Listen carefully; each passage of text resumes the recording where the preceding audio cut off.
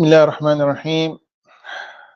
ومن التعلم والتعليم والتذكر والتذكير والنفع والانتفاع بالإفادة والاستفادة والحث على التمسك بكتاب الله وسنة رسوله صلى الله عليه وسلم والدعاء إلى الهدى ودلالته على الخير ابتغاء وجه الله وقربه ومرضاته وثوابه سبحانه وتعالى.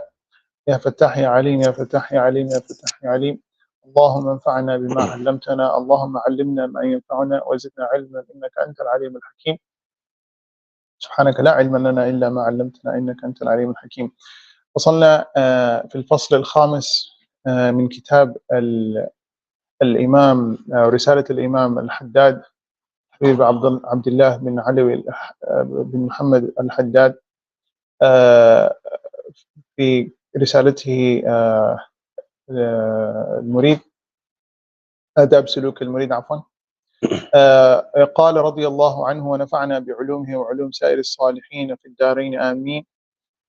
فصل: وينبغي للمريد ألا يزال على طهارة، وكلما أحدث توضأ وصلى ركعتين، وإن كان متأهلا وأتى أهله فليبادر بالاغتسال من الجنابة في الوقت، ولا يمكث جنبا، ويستعين على دوام الطهارة بقلة الأكل، فإن الذي يكثر الأكل يقع له الحدث كثيرا، فتشق عليه المداومة على الطهارة.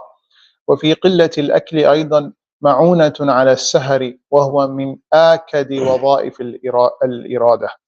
والذي ينبغي للمريد ألا يأكل إلا عن فاقة، ولا ينام إلا عن غلبة، ولا يتكلم إلا في حاجة، ولا يخالط أحدا من الخلق إلا إن كانت له في مخالطته فائدة.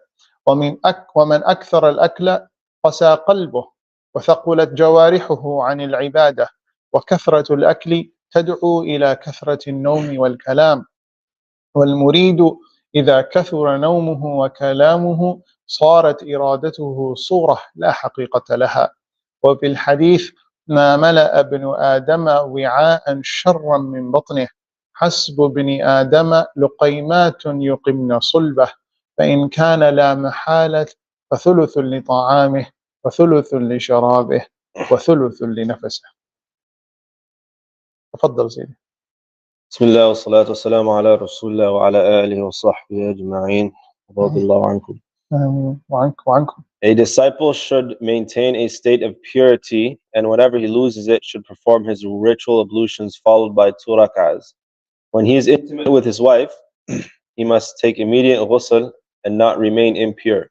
He should make it easy for himself to maintain ritual purity by eating little, for the one who eats much breaks his wudu often and finds it an effort to maintain purity. Eating little is also of help in keeping awake at night, which is one of the most important activities of a disciple. He should eat only when necessary and sleep only when it overcomes him.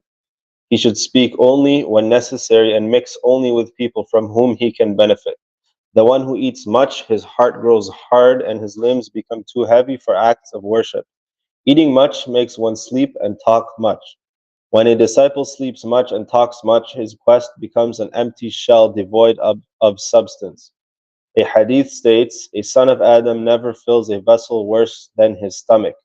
It should suffice a son of Adam a few morsels to keep his back straight. If he must, then a third of his stomach for his food, a third for his beverage, and a third for his breath. Yes. Bismillah.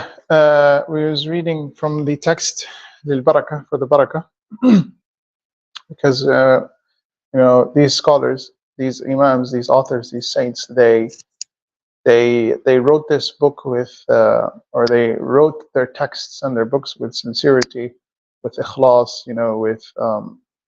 with sidq, right? So their words no doubt has an impact and an effect on the soul. And the English translation, mashallah, was phenomenal. But he says here, again, he's instructing the murid, because this whole text is about building the seeker and not only directing him to the true way, but guiding him and assisting him and taking him, serving. This is what he's doing. He's serving us. He's taking us. He's telling us, this is what you should do. Now you've done it. Okay, now this is the next step. Okay, if you've done it, now this is the third step, right? So these books, subhanAllah, they are, like an instant transportation to the objective, who is Allah subhanahu wa ta'ala, right? Books like this, Bidayatul Hidayah, Imam Ghazali, Risalat Adab Suluk, al-Murid, Imam al-Haddad. If you actually act upon it, and you take it with strength, right? Then subhanAllah, Allah subhanahu wa ta'ala will open doors, right, that you probably never even knew or thought they existed, right? But it all, because this is the real knowledge, right? This is the real, these are the real sciences, and all that's left is for us to take it with faith, with strength. Right? Ya Yahya khudh al-kitaba biquwwa, right? Allah subhanahu wa ta'ala says, like, take the book with power. And that's how, if you Allahumma salli ala sayyidina Muhammad wa sallam, if you take this book, if you take these teachings, these lessons with yaqeen, with certainty, and with you take it with reliance, with tawakkul, right? Allah subhanahu wa ta'ala will open doors, like I said, will open doors. There was a kid, subhanAllah, and he was going to in Somali we call it a duksi, like a ma'lama, where to study and memorize and learn the Quran.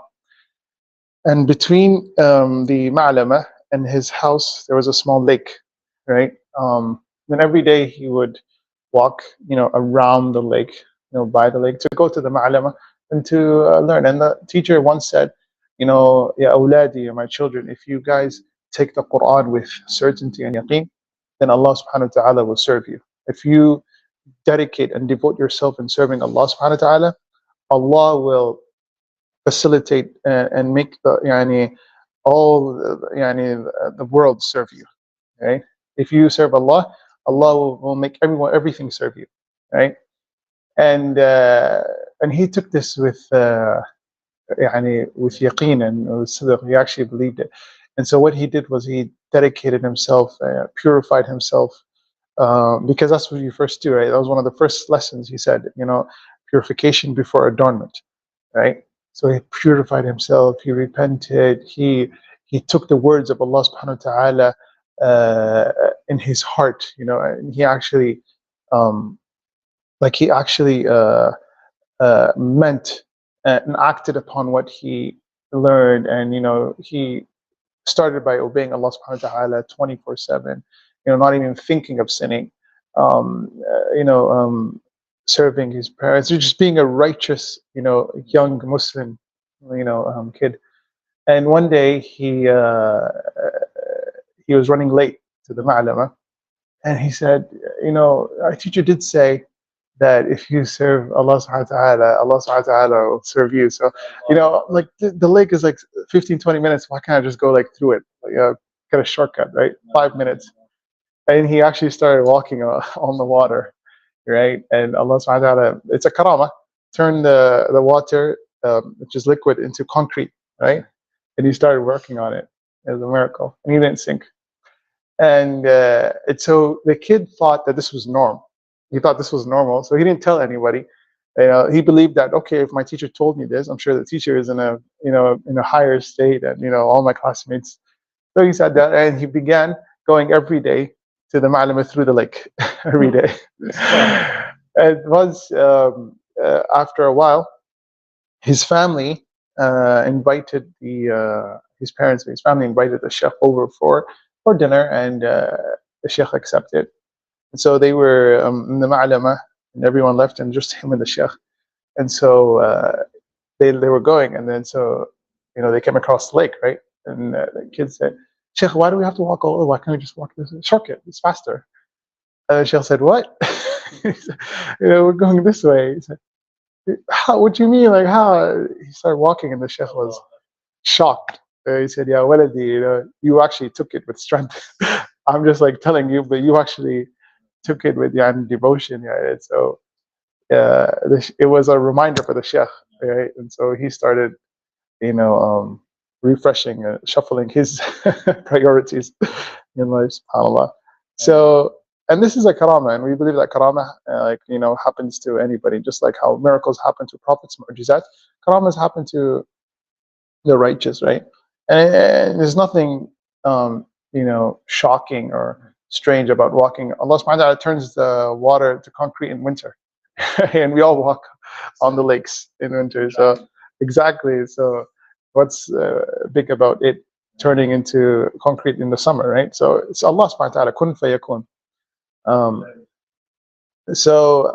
He says here, وَيَنْبَغِي لِلْمُرِيدِ, right?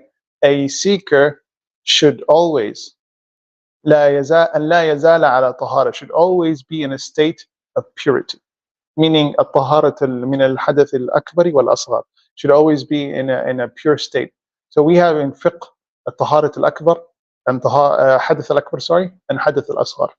حدث الأصغر is anything that you do, right, that requires doing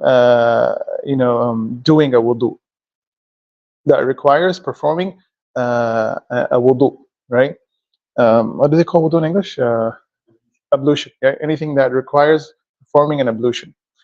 And al-hadith al-akbar is anything that requires performing the sanctuary shower, sacred bath, like meaning with the intention. A normal bath, meaning the whole entire body, your hair and your skin, everything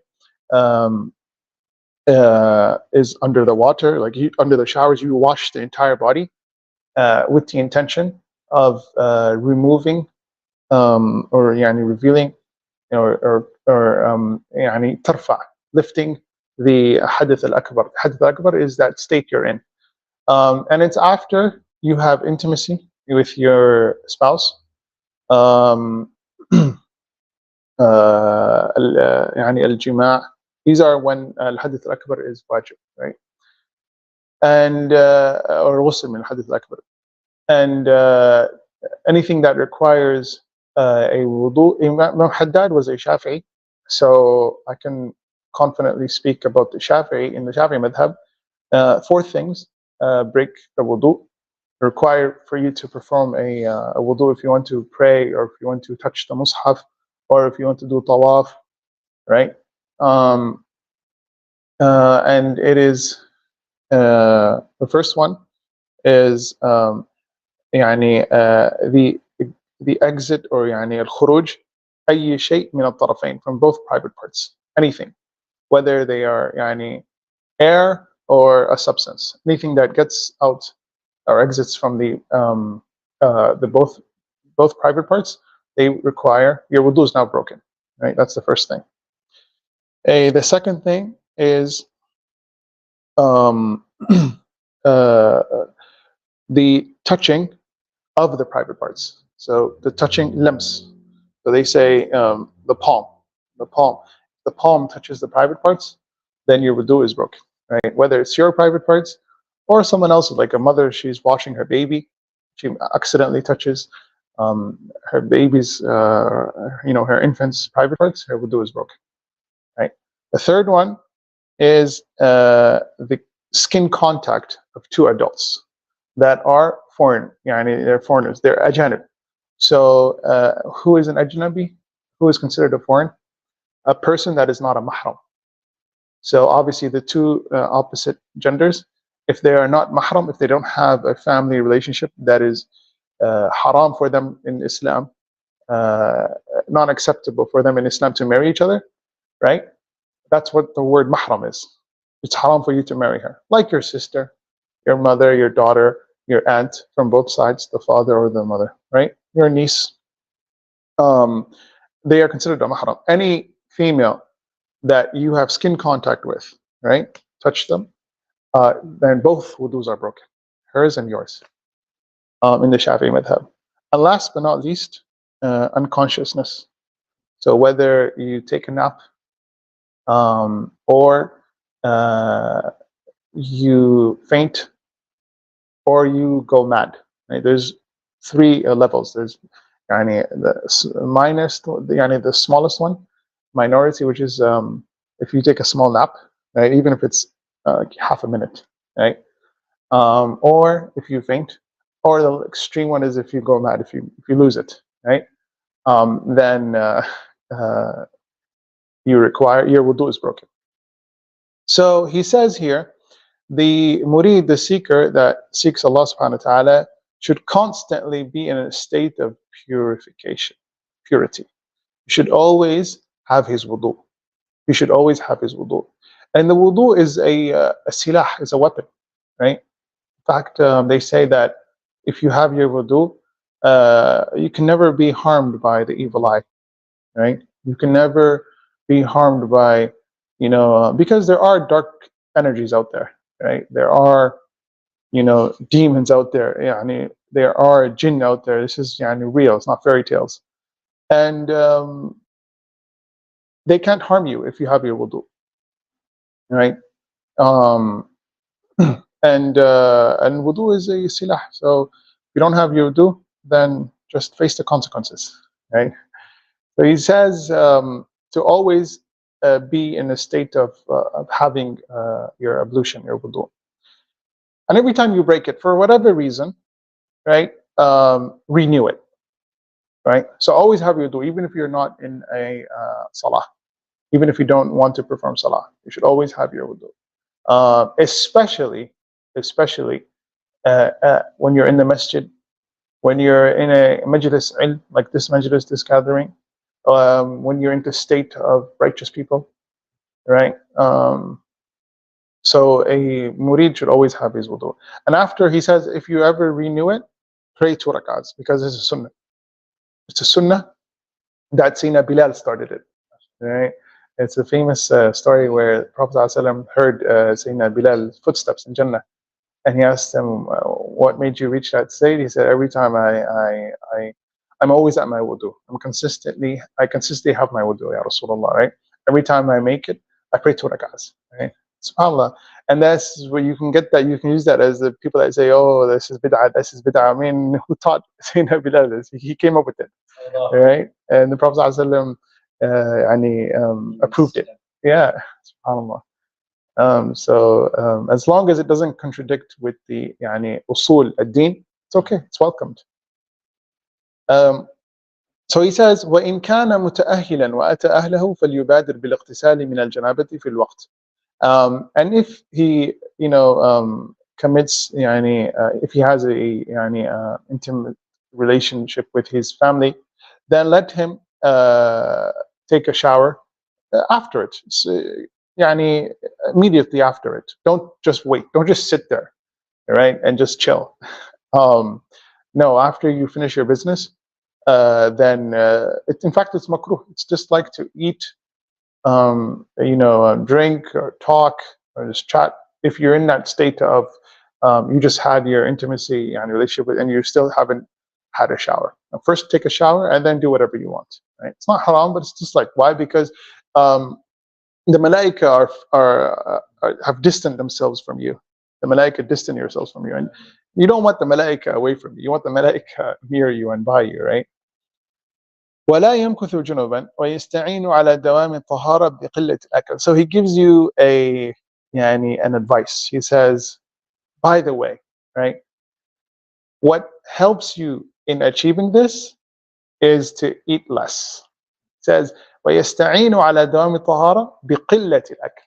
Eating less will help you, right, in achieving this. It will be easier for you to always have your wudu if you eat less, right? فإن الذي يكثر الأكل يقع له الحدث كثيرا. Because the person, the individual that eats a lot, will nevertheless break his wudu a lot. All right, because if you eat a lot, you need the washroom a lot, right? If you drink a lot, you need the washroom a lot. If you eat a lot, you need the washroom a lot. So he says, if you eat less, you'll need to use the washroom less, right? So it's easier being in the state of wudu if you eat less, and it's more complicated vice versa. It's more complicated and hard to remain in that state if you eat a lot. Right? And the believer should only eat like once or twice a day. They used to eat, Muslims and non-Muslims, like our grandparents, they used to eat just twice a day, right? There's no such thing as 3 meals a day. It was either breakfast or evening, right? And the Arabs were like that, and the Prophet ﷺ, he was like that, right? That's why it's called al-ghada, right? And ghada is the meal you have at dhuhr time, right? Dhuhr time. After dhuhr is when the first time you eat is after dhuhr. That's like we call it brunch now, like breakfast and lunch. That's the first time you eat, right? And then so that's the daytime meal, and then the nighttime meal is just before sunset. The evening meal, it's called iftar. Iftar, right? It's called iftar, and the word iftar comes from breaking, right?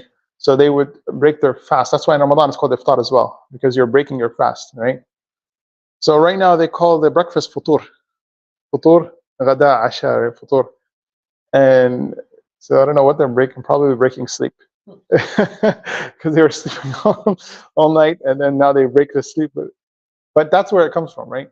And that's why the Prophet ﷺ, whenever he would enter his homes, his houses, and he would ask, "Yani, hal min akl?" Right? Is there anything to eat? Hal min ghada? That's what he would say in the hadith, right? And if they ever said no, which was the case, they would mostly say no. All 9 homes, nothing. And then so they would say, "Ya Rasulullah, ma indana illa al-ma." All we have is water, right? And then what would his response be? Inni idhan sa'im. In that case, I am fasting, right? That's why the fuqaha, they came with the ruling that if you haven't ate anything until dhuhr time, right? And then you intend to fast, you can fast. It's valid for you to fast as long as you haven't ate anything and it's till dhuhr time. After dhuhr time, yeah, you lost the opportunity, right? Where did they get it from? From that, from the Prophet. He would come to his houses and say, "Hal min ghada," right? And then if they would say yes, he said, "Yeah, then bring it. Let's eat," right? But 9 out of 10 times, it would be like there's nothing. And the Sahaba, they would wrap a rock around their bellies not to feel the pain of hunger, right? Because there are 2 blessings many people have, right? And if you have those 2 blessings, then you have no excuse to not worship Allah subhanahu wa ta'ala. As long as you have these 2 blessings, right? The first one is that you are safe, security, right? There's nothing, there's no fear of losing your life. There's no fear of losing your home. There's no war. There's no danger. You're safe, right? And the second one is freedom of hunger. Freedom of hunger, right? And Allah subhanahu wa ta'ala states in the Quran, and لإيلاف قريش إيلافهم رحلة الشتاء فليعبدوا رب هذا. Let them worship the Lord of this house. Which one? أطعمهم من جوع وآمنهم من خوف. Right? He freed them from hunger, from the pain of hunger, right? And he gave them security, safety, right? The Prophet ﷺ, most of his life, he was he would wrap the Sahaba, one of the Sahaba, right? They would wrap a stone, like a rock, on their bellies so that they don't feel that pain of hunger. So what happens is, like, when you try it, like if you're hungry and you go like that, all of a sudden you're not hungry anymore, right? I don't know, there's probably a scientific explanation for it, but they would tie like a rope. They would tie a rope and a rock around their belly so they don't feel that pain. And Sayyidina Umar was once sitting with him, sallallahu alaihi wasallam, and he showed the Prophet that he had a rock as well. And then the Prophet ﷺ lifted his robe and said, "I have 2 rocks." Right? Sallallahu alaihi wasallam. So, subhanallah, right? Subhanallah. Now we have, like, in our homes, like food, groceries for the week. groceries for the month. Yeah. Yeah,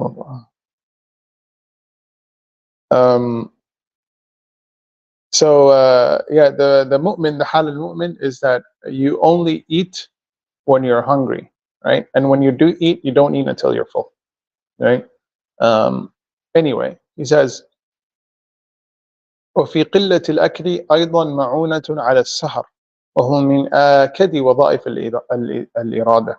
He says that also eating less helps you not only in like having your wudu with you at all times or at most times, but it also helps you with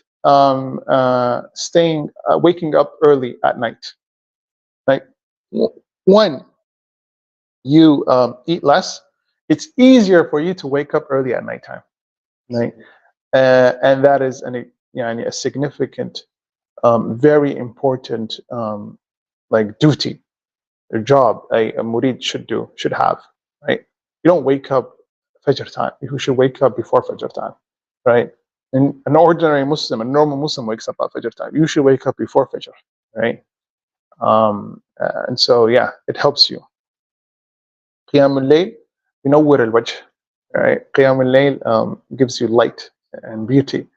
You see sometimes people, their faces are just glowing, subhanAllah, right? How do you get that? From Qiyam al-Layl.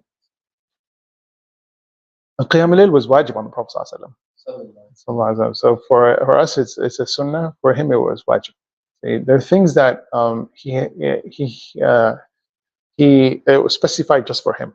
There's some rulings that were specified just for him, right? One of them was Qiyam al-Layl, right? Ya ayyuhal muzammil qum al-layla illa qalila, right? He had to, and he did it. He did it, and every night, never missed a night. And Sayyidina Aisha saw that to the point where his feet were, min tul al-qiyam, from standing so long, right? And that's why the ulama have even differed. What's better, 20 short rak'ahs or one long one, right? And the popular opinion is that one long one is better than 20 short ones. Why? Because the habit of the Prophet ﷺ, he used to, يطيل القيام. He used to pray long prayers. It's like his qiyam, he's standing, were long ones. And so she said, why are you doing this, Rasulullah? And Allah has forgiven all your sins. And he said, shouldn't I be a grateful servant? Shouldn't I be a grateful servant? SubhanAllah. Allahumma salli wa sallim alayka ya habibi ya Rasulullah.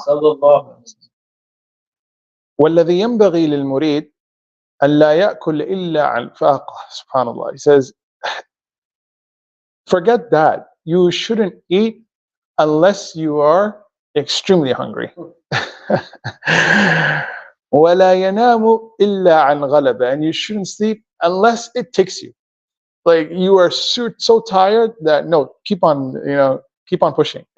Keep it pushing, like they say. Unless it overcomes you. Yeah, you have no control over it. That's what you should do. ولا يتكلم إلا في حاجة. And you shouldn't speak until it's necessary for you, absolutely necessary for you to speak. Right? ولا يخالط أحدا من الخلق إلا إن كانت له في مخالطته فائدة. And you shouldn't socialize with people unless you know for a fact that socializing with them will either gain you or them a benefit. Right? But chatting and just talking or just killing time, like this is probably killing time. They're killing themselves. Killing time, right? Time is all you have, and in fact, Imam Hassan al-Basri would say, "You are nothing but time." Right? Ibn Adam, innama anta ayyam. You are nothing but days. كلما ذهب يوم ذهب بعضك. Every time a day goes by, a part of you that goes by that will never come back. Right? We're like a week now, and we're going to end the year 1445. And we welcome a new year, 1446, right? A year of you is gone. You are a year closer to your destination, your graveyard, right? It's scary, but that's the reality. You are a year closer to your grave. So this is the hal of the moment. This is the situation of the murid, right? Only eat when you need to, right? And it's also what doctors advise as well, right? Doctors always say, eat when you need to. Eating when you're already full, you're just asking to get sick, right? If you're already eating when you're full, you're just asking to get sick. وَمَنْ أَكْثَرَ الْأَكْلَ قَسَى قَلْبُهُ. Subhanallah. And whoever eats a lot, right? قَسَى قَلْبُهُ, his heart hardens, right? ومن أكثر القلوب, صاحب الزبد say,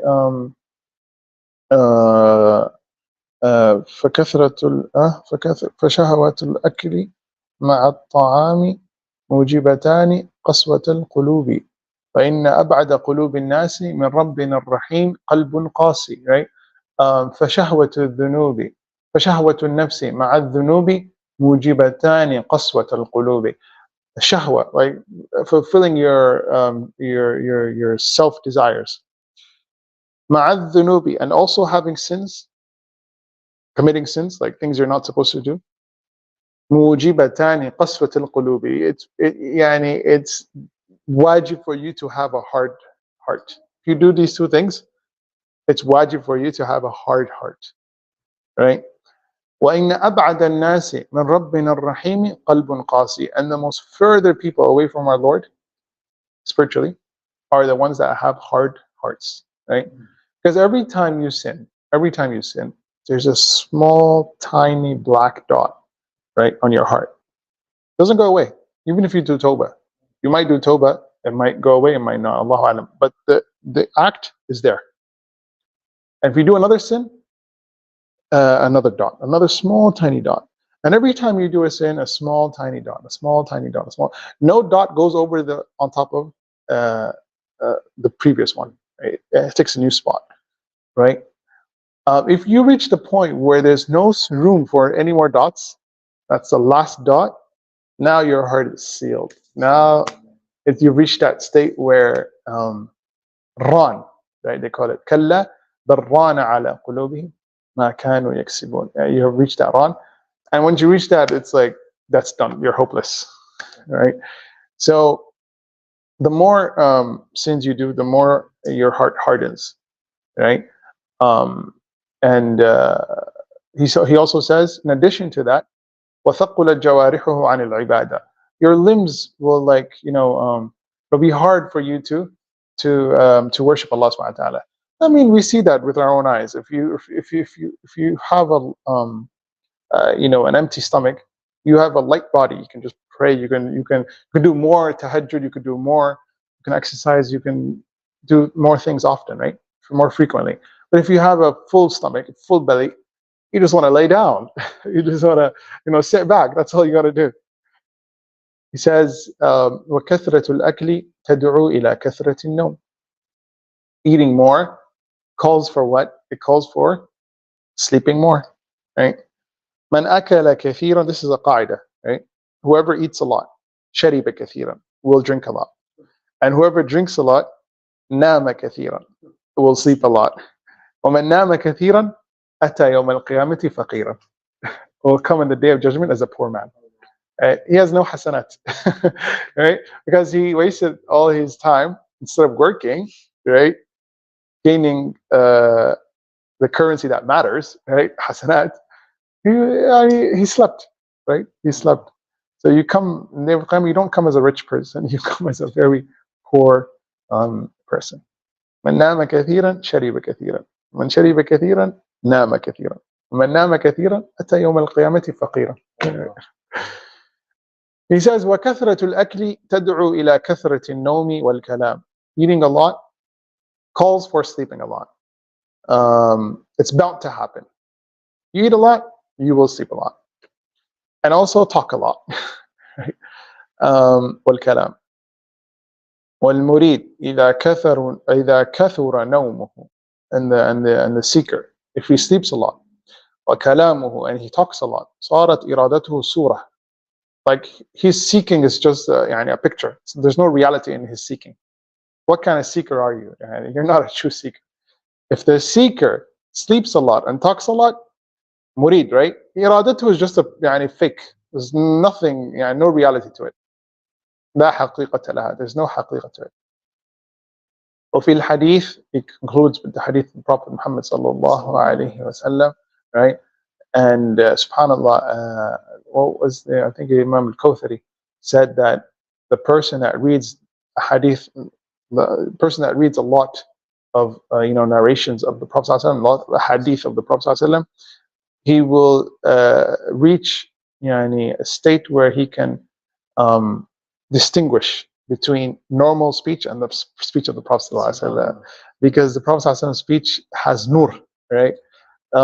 He says, في الحديث أو في كلام رسول الله صلى الله عليه وسلم رونق. There's a sweetness to it. The person that reads it a lot will know. So if you read Sahih Bukhari a lot, and if you read just any normal Arabic book, even like the books of the righteous and the scholars, yeah, there's a different vibe. There's a different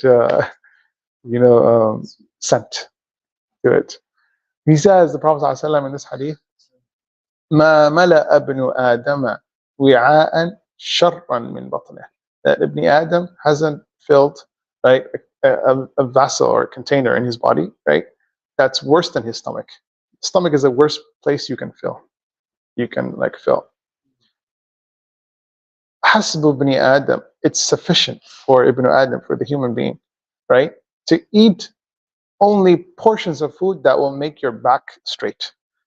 That's it. Because when you're hungry, you're like this, right? You're like this when you're hungry. You're weak. You're down. The moment you eat, like you're just like the flour, right? You pour water in it, right? So that's all. As long as you have a straight back, you're good. فإن كان لا محالة, if he insists on eating, then at least a third to his food, a third to his water or his drinking, and a third to his breath, right? When sometimes you eat so much you can't even breathe, right? you reach you're like people that have asthma, right? Well, because you've fulfilled more than the third, right? So you have to balance it, right? And the best method or the best way of life is the balance, not the extremes. Not too little, not too much.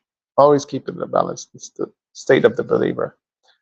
May Allah subhanahu wa ta'ala guide us and give us this nur and assist us in attaining these attributes and these characteristics, and may he make us subhanahu wa ta'ala resurrect with the Imam al-Haddad and all the scholars and all the righteous and all the Dhurriya Rasulullah sallallahu alaihi wasallam, and then of course the crown of them all sallallahu alaihi wasallam, in this life and in the barzakh and in the akhirah, inshallah, for those in Allah.